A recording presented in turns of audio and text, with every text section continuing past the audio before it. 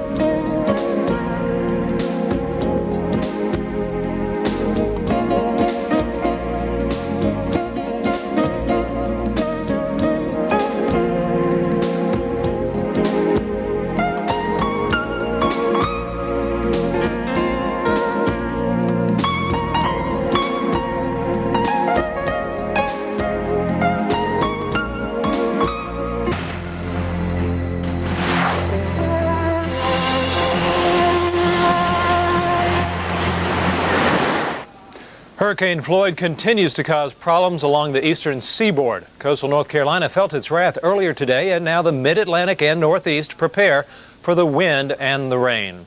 Hello and welcome to this special edition of Weather Center, sponsored by Buick. I'm Bob Child, and we have special coverage of Hurricane Floyd. And for the latest, we go now to Rich Johnson at the Update Desk. Rich?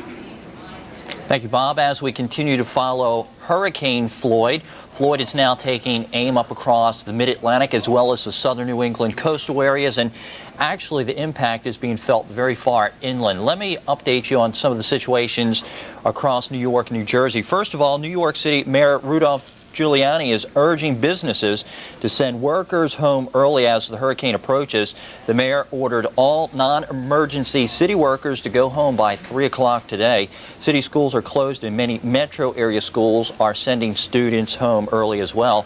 In Suffolk County, the eastern half of Long Island has declared a state of emergency. Now that wraps up New York State. What's going on in New York?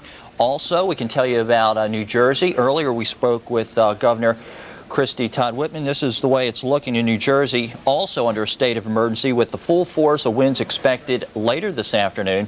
No mandatory evacuations have been ordered, but people are being urged to leave low-lying areas which are prone to flooding. Shelters are open in Monmouth County along the shore south of New York City. Governor Whitman ordered all public schools in the state closed for the day, and likewise Philadelphia Mayor Ed Rendell dismissed employees today. They're saying send them on home because we don't want everyone hitting the roadways at one time, similar to what we saw across the southeast, which led to massive traffic jams. Well, right now, let me update you on the latest information that we do have. There's our satellite photograph showing the hurricane making its way up the coast. As of 11 a.m. Eastern Daylight Time, the hurricane was near Virginia Beach. I can tell you it is moving away from Virginia Beach at this point, and it is picking up speed now north-northeast at 24 miles per hour. Hurricane warning still out for a large part of the mid-Atlantic and northeast coast. Other locations are under tropical storm warnings. Well, that wraps up the watches and warnings and latest information. We want to take you to a couple of our crews. We're sending crews out across the mid-Atlantic. Right now, though, let's head to Solomon's Island, Maryland. Bill Keneally standing by. Bill, can you give us the latest on your situation there? Okay, Rich, the latest is the rain is trying to taper down, and it's getting there, but we've already had the damage done here. Probably on the order of 10 inches of rain has occurred here about 50 miles southeast of Washington, D.C. The positive note here is we had a wind out of the northeast, and now it's starting to back around to the north and eventually northwest. That is keeping all the tidal surge on the eastern shore. So folks over here are actually in good shape. Rich, an area you know very well behind me, the Patuxent River. The water is actually flowing very quickly downstream now as that wind is starting to pull the water out towards the Chesapeake, where the mouth of the river is, where it meets the Chesapeake. It's only about 5 miles away from here. So better news on that front, but again, an awful lot of rain, and because of that, very saturated soil and a lot of trees down. There's an area called the Chesapeake Creek Estates around here, and they've had many trees down, and some dams have actually washed away as well. I want to show you the video, show you the big bridge. This is the Highway 4 bridge running south of here. The bridge has remained open, but now winds gusting in the neighborhood of 60 miles per hour. That could be forced to close. And the earlier shots of the docks here now are getting a little more rocked, I'd say, as that wind is kicking up some pretty decent waves on the order of a couple of feet, which is pretty impressive on a river that's only about 1.5 miles wide. So again, the big storms are heading over towards the ocean, and the big waves are over there as well. And an area that's in the path of this Hurricane Floyd is up on Long Island. Let's head up there now to Jim Cantori in Point Lookout. Jim? Hey Bill, here we are up on Long Island on the South Shore here, and in Point Lookout, which is a part of the town of Hempstead. You can see we're already starting to feel the effects of Floyd up in this part of the world as well. Winds have been on a steady increase for the last hour, and we continue to get bands of rain that are rolling on through. As you look behind me, of course, on this dune and past the sea oats, you can see some of the waves crashing against the jetties out there. And there's some pretty huge breakers, probably about 15 feet offshore, occasionally breaking 7 to 10 feet once they get on shore. And as I walked down the beach earlier on, there is some beach erosion that has occurred there.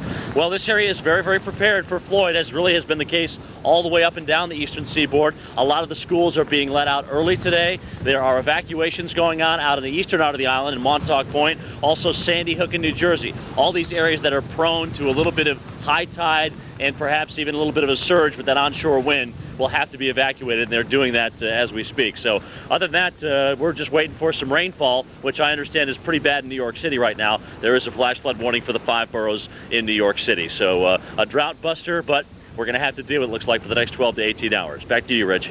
All right, thanks, Jim. We'll be checking back with you shortly. Again, Jim Cantori reporting from Long Island, Bill Keeley reporting from Solomons Island, Maryland. Well, right now joining me is Dr. Steve Lyons at our expert desk. He's our hurricane expert. Steve, you touched on a point just a few minutes ago about Norfolk seeing some big problems. Tell us about that. Yeah, they've been seeing some surge come in there in Portsmouth. Apparently the water's come into the downtown area and flooded some of the downtown buildings. We don't know exactly the extent of the damage, but that was from the Virginia Pilot newspaper that contacted us here at the Weather Channel. So we expect that that's a legitimate thing. We also got reports that there were some mudslides along the roadside there from all the rainfall as well. Now, looking at this infrared water vapor image, you can see this big trough of low pressure basically just taking the system off to the northeast very quickly. Unfortunately, it hasn't done it quick enough because we've gotten a huge amount of rainfall, and right now the circulation center is right down here near Salisbury and Delaware, heading off toward very close to Atlantic City, and then off toward the northeast toward Long Island, and then off toward Cape Cod area over the next 24 hours or so, moving faster and faster as it goes. But right now we've had some huge rainfall amounts in Norfolk and down toward central North Carolina. The other thing we've got is some battering wave action again here. This was already weakened from Dennis, Hurricane Dennis and Tropical Storm Dennis, depending on what time it was, and now they're getting some more big waves here. How big? 15 to 20 feet, and just offshore, buoy offshore here, just reported a 30-foot wave there, and that heading generally toward the north, toward the south coast of New York. And we expect that wave action to move up the coast with the hurricane. However, the wave action will lag behind because it will not move as fast as the hurricane is moving now. So the hurricane will pass, then the maximum waves will hit the coast of Long Island. And you can see farther north as you go toward the north. Here's Newark here. You can see over here is Trenton, Philadelphia, Baltimore. You can see these rainfall accumulations becoming very, very large indeed. And of course, these are estimates based on Doppler radar, so these are not necessarily ground truth. What we've been noticing is they seem to be overestimates, but nevertheless, you see quite a bit of rainfall, which would be associated with a lot of flooding. We expect some minor storm surge along the coastline, but right now, the winds are marginally hurricane force offshore, and we don't seem to see any hurricane force winds sustained over land, which is great news, which would mean we'd had minimal damage associated with structures. That doesn't mean trees can't topple down because of the rainfall accumulations there, or the power lines can't go down in association with breaking branches. But nevertheless, right now, these are wind gusts over North Carolina now. These aren't sustained winds. Winds gusting to near 50 miles per hour is the peak there.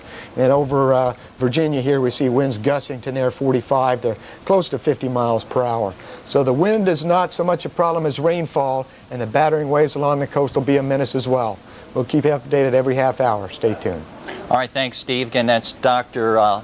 Steve over there. He is our hurricane expert at the expert desk. Right now, though, joining me is Dr. Greg Forbes. He's our severe weather expert here at the Weather Channel. Dr. Forbes, yesterday we were talking about the tornadoes. Today, we're shifting to flooding. Tell us more about that. Yes, indeed, Rich. There's a major threat from flooding going up from southeastern Virginia all the way up into parts of New England this afternoon and evening. These are the flash flood watches that are in effect. That means conditions are favorable as the moisture coming off the Atlantic is being lifted up over cooler air inland. And these are the places where there are warnings for flash floods and some floods. This down in here is a river flood warning. There are rivers from all the rain that has fallen. It has stopped, but over the next several days, that water will be running down the rivers. Farther up to the northeast, the rain is still falling very heavily. There has already been in the New York City area and just to the north 2 to 4 inches. In the Philadelphia, Baltimore, Philadelphia, Wilmington, Delaware area, there has been 3 to 5 inches. Southeast of Washington, D.C., Baltimore, 3 to 5 inches, 6 inches or more. And Yorktown, Virginia has had 17 inches. And so there's still 4 to 8 hours of rain to occur, sometimes an inch or more per hour. And so some places this could be producing stream flows that are approaching record proportions. And so a major rain event coming up from Washington, Baltimore, Dover, Delaware, up across southeastern Pennsylvania, up toward New York City, and eventually spreading off into New England as well. It's hard to believe considering what we saw over the past several months for the mid-Atlantic and southern New England, now flooding. Now they've got the flooding. All right, thanks, Greg. Again, that's Dr. Greg Forbes, our severe storm expert here at the Weather Channel. I wanted to pass along a reminder, if you're going to be away from the TV and you want to stay updated with what's going on, check it out on your computer at weather.com. And if you have any other additional information associated with this hurricane, you can email us at storm@weather.com. Now let's head back to the studio. Bob Childs is going to tell us a little bit more about what's going on around the rest of the nation. Thanks, Rich. Well, not only do we have trouble on the ground here with Floyd and all the rains, but airwise as well. U.S. Airways has canceled all flights until 6 p.m. Into and out of the Philadelphia airport. So keep that in mind. That is the protracted area of rainfall. We do have this upper level low of some scattered storm activity north central Texas all the way up through western Kansas, and also a little bit pushing out of Nevada into northeast western Arizona. And some of these have fired up yesterday with some rather strong potentially strong thunderstorms, but high pressure dominates a lot of you through the northern tier of states, and we're looking at very pleasant temperatures only in the 50s and 60-degree region. And if you want to see some rainfall totals, those numbers, they're impressive, but they are causing many number headaches. Stay tuned. I'll have the latest look at travel-wise around the country and what you can expect more with Floyd as well. Stay tuned. Your local forecast is next.